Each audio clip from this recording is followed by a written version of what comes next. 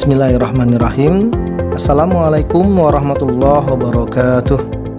Salam guru penggerak. Saya Dian Mahmud Rofandi, calon guru penggerak angkatan 2 dari Lampung Tengah. Pada kesempatan yang berbahagia ini akan menyampaikan tugas 2.3.A.7 demonstrasi kontekstual praktek coaching dalam komunitas sekolah saya. Permasalahan yang disampaikan Koci yang diperankan oleh Ibu Siti Nurhamidah adalah pada kegiatan proses pembelajaran daring tahun pelajaran ini, Ibu Siti Nurhamidah mengadakan proses pembelajaran jarak jauh secara virtual, yakni menggunakan Google Meet. Akan tetapi setelah berjalan selama 3 kali pertemuan, kendala ditemukan di kelas 8D. Permasalahannya yaitu dari jumlah siswa-siswi kelas 8D yang berjumlah 32 orang yang dapat bergabung dalam pembelajaran virtual tersebut biasanya hanya sekitar 8 sampai dengan 10 orang, dengan alasan yang pertama, HP bergantian dengan orang tua, yang kedua, susah sinyal bagi siswa yang rumahnya di sekitar area lakop, divisi, dan lain-lain. Dari permasalahan tersebut, banyak siswa-siswi yang tidak mengikuti pembelajaran virtual merasa kesulitan ketika mengerjakan tugas. Nah, bagaimana proses coaching yang berlangsung? Selamat menyaksikan.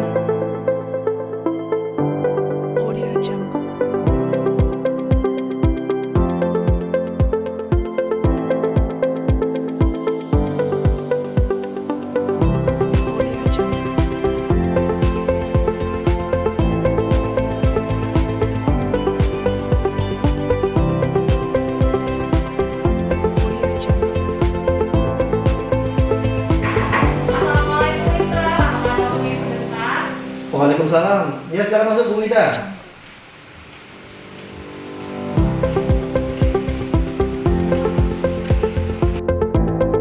Gimana Bu Ida? Ada yang bisa saya bantu? Begini Mr. Dian, terkait dengan pembelajaran jarak jauh atau pembelajaran daring yang saya lakukan di SMP Ibu Sana Ulum ini, saya sudah melaksanakan selama kurang lebih 3 kali pertemuan. Nah, dalam 3 kali pertemuan ini saya menggunakan aplikasi Google Meeting dan juga Zoom. Nah, ketika melaksanakan pembelajaran melalui Google Meeting ataupun Zoom ini, Mister, saya mengalami kendala. Nah, kendalanya ini minat belajar peserta didik itu tadi sedikit berkurang. Jadi yang bergabung atau hadir dalam pembelajaran itu berkisar tidak ada setengahnya. Bahkan hanya ada 10 siswa atau bahkan pernah saya itu melaksanakan pembelajaran hanya dengan 5 siswa, Mr. Dian.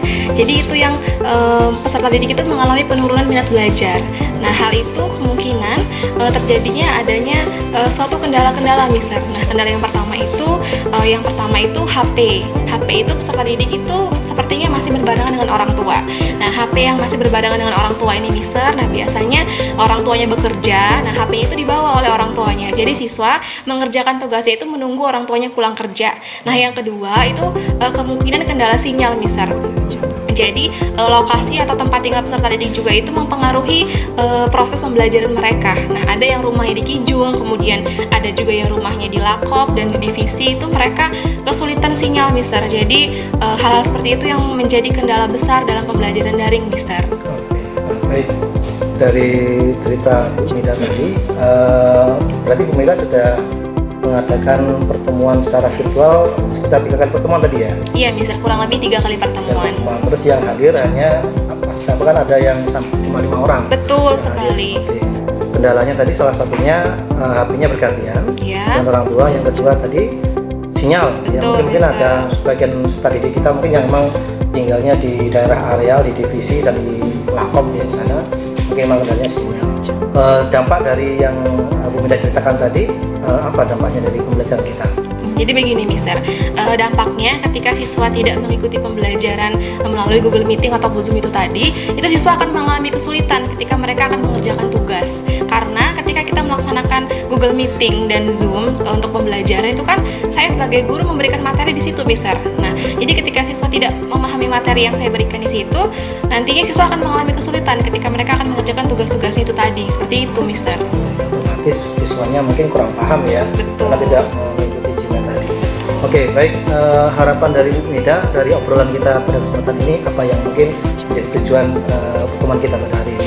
Iya, Mister, harapannya di sini saya sebagai pendidik mengharapkan besar sekali sekali Mister, saya menginginkan adanya solusi bagaimana caranya agar peserta didik itu tadi menumbuhkan minat belajarnya itu akan tumbuh kembali, kemudian potensi yang ada pada diri mereka juga bisa tergali melalui pembelajaran ini, sehingga nantinya ketika pembelajaran melalui Google Meeting ataupun melalui Zoom itu mereka ada semangat belajar yang tinggi untuk mengikutinya, sehingga mereka tidak akan mengalami kesulitan dalam mengerjakan tugas-tugas tersebut. Seperti itu Mister. Oke. Yang mungkin pernah Bu Mida lakukan mungkin selama ini selain tadi kegiatan virtual, mungkin pernah diskusi dengan siswa mungkin?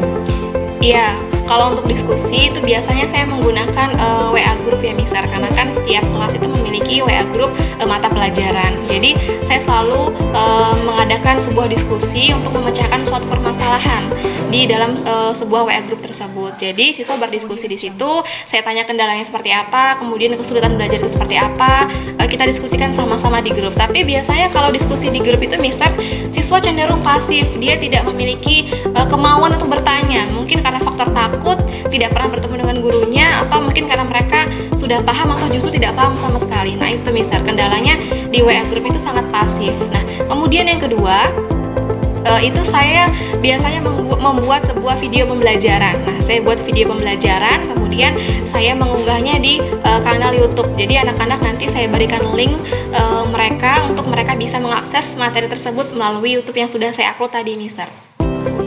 Baik, Bu Mida, berarti tadi Bu Mida sudah berusaha membuat kanal YouTube ya untuk dibagikan linknya berupa materi yang menjelaskan materi Bu Mida, tapi ternyata masih saja ada mungkin anak-anak yang terkendala mungkin ya, kendala sinyal, kuota dan lain sebagainya. Ada nggak hal-hal lain yang mungkin dilakukan Bu Mida setelah tadi menghadapi permasalahan tadi? Iya Mister Dian, untuk menghadapi permasalahan seperti itu saya memiliki beberapa solusi ya Mister.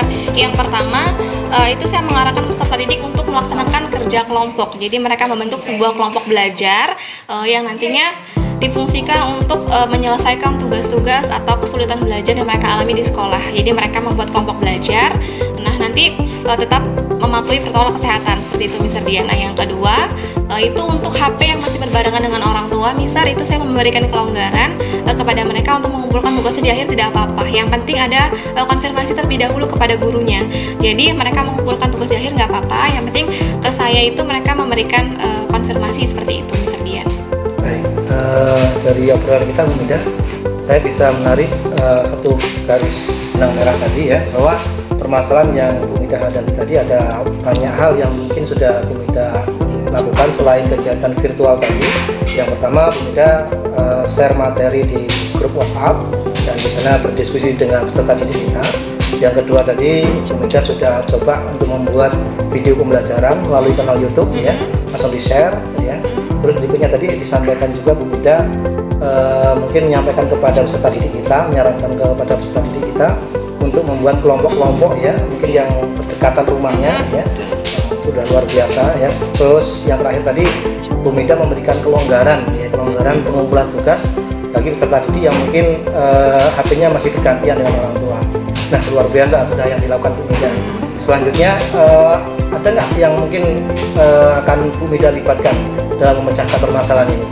Iya, untuk memecahkan masalah Mister itu saya akan melibatkan yang pertama orang tua. Jadi saya akan mengomunikasikan terlebih dahulu dengan orang tua peserta didik terkait dengan pembelajaran secara jarak jauh ini. Jadi yang kedua itu saya akan meminta bantuan kepada wali kelas dan guru BK. Jadi terkait dengan kendala-kendala, kemudian minat belajar yang turun, kemudian semangat belajar yang turun. Jadi saya akan mengomunikasikannya dengan guru BK dan wali kelas, sehingga nanti akan diberikan sebuah masukan, sebuah solusi yang akan menumbuhkan minat belajar mereka supaya lebih semangat lagi untuk belajar di masa pandemi seperti ini Mister Dian.